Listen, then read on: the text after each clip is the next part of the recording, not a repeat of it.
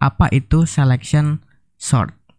Jadi, selection sort itu adalah algoritma sederhana untuk pengurutan sekumpulan data dengan membandingkan semua data, lalu setelah nilainya ditemukan, barulah dilakukan pertukaran nilai.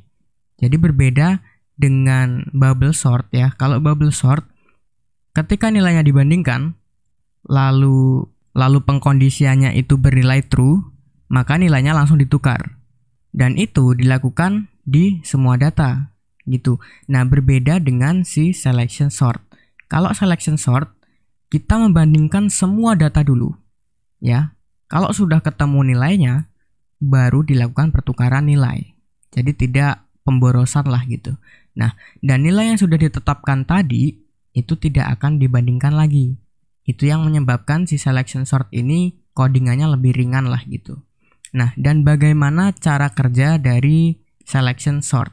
Di sini saya akan memberikan contoh datanya secara ascending aja.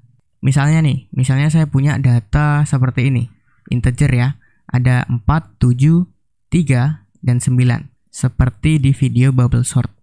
Nah, di selection sort, kita butuh dua variabel. Variabel yang pertama, yaitu variabel yang fungsinya untuk menampung dari indeks mana data itu dibandingkan. Dan sekaligus, dari mana indeks itu dibandingkan ini adalah yang nantinya data indeks ini yang akan diganti gitu. Nah, di sini mulainya dari 0. Oke, indeks 0. Artinya data pertama. Oke, jadi kita nanti akan mengganti data yang pertama ini dulu. Gitu. Dan variabel yang kedua itu adalah variabel yang nanti menyimpan indeks keberapa bilangan yang terkecil. Kalau ascending. Kalau yang descending berarti untuk menyimpan indeks keberapa bilangan yang terbesar. Gitu ya.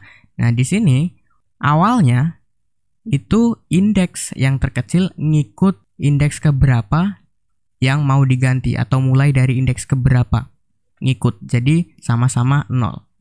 Gitu. Nah, sekarang kita bandingkan dari indeks ke 0. Oke, dari indeks ke 0 kita bandingkan. Apakah indeks ke 0 ya, apakah 4 lebih besar dari indeks ke 0? Tidak.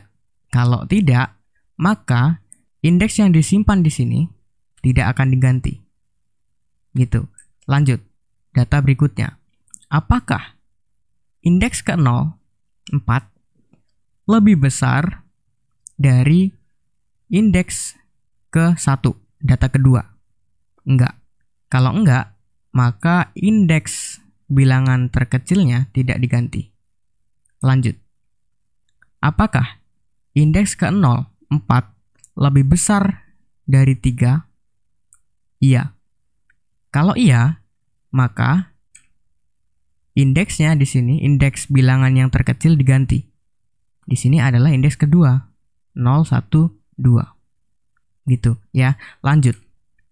Apakah indeks kedua, 3, lebih kecil daripada 9? Tidak. Oke, tidak. Nah, ini sudah data yang terakhir. Kalau sudah sampai yang terakhir, selesai. Barulah dilakukan perpindahan data. Oke, jadi yang indeks ke 0 awalnya 4 jadi 3. Yang indeks kedua awalnya 3 jadi 4. Oke, gitu. Jadi dilakukan pengecekan dulu, kalau udah selesai baru dilakukan pertukaran data. Gitu, lanjut. Lanjut yang berikutnya. Berarti mulai dari indeks ke 1, data kedua.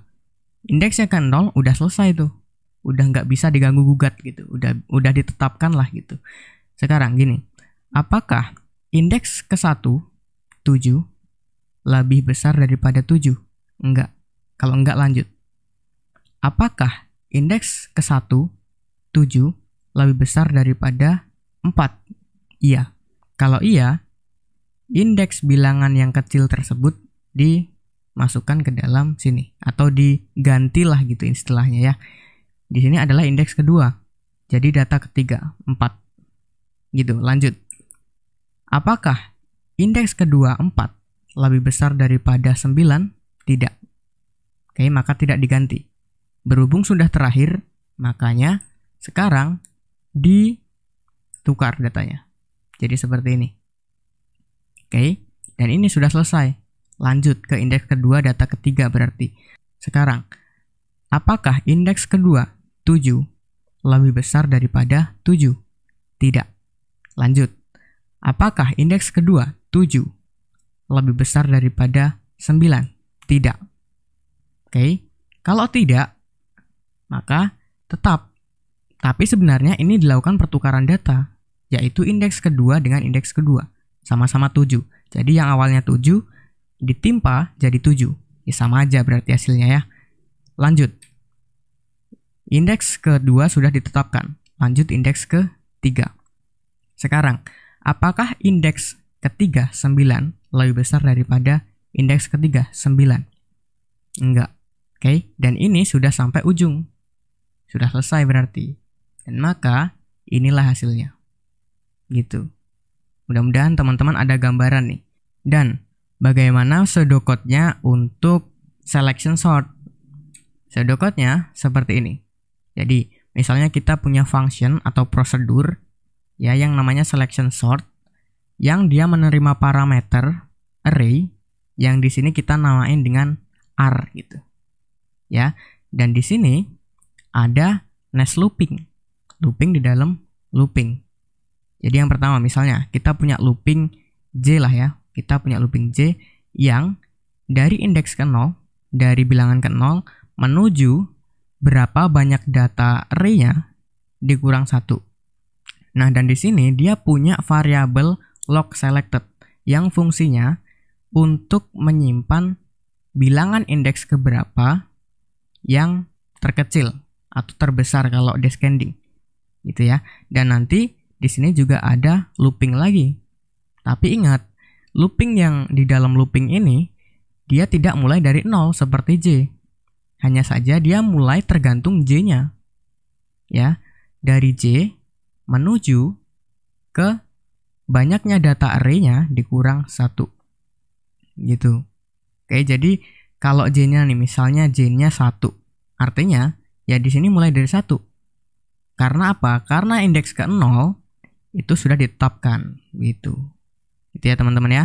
Dan di sini ada pengecekan. Kalau array indeks ke yang kita taruh di variabel log selected itu lebih besar daripada array sekarang gitu ya. Maka log selected diganti I. Ya sama aja kita ganti indeks bilangan yang paling kecil tadi ke dalam variabel log selected ini. Gitu.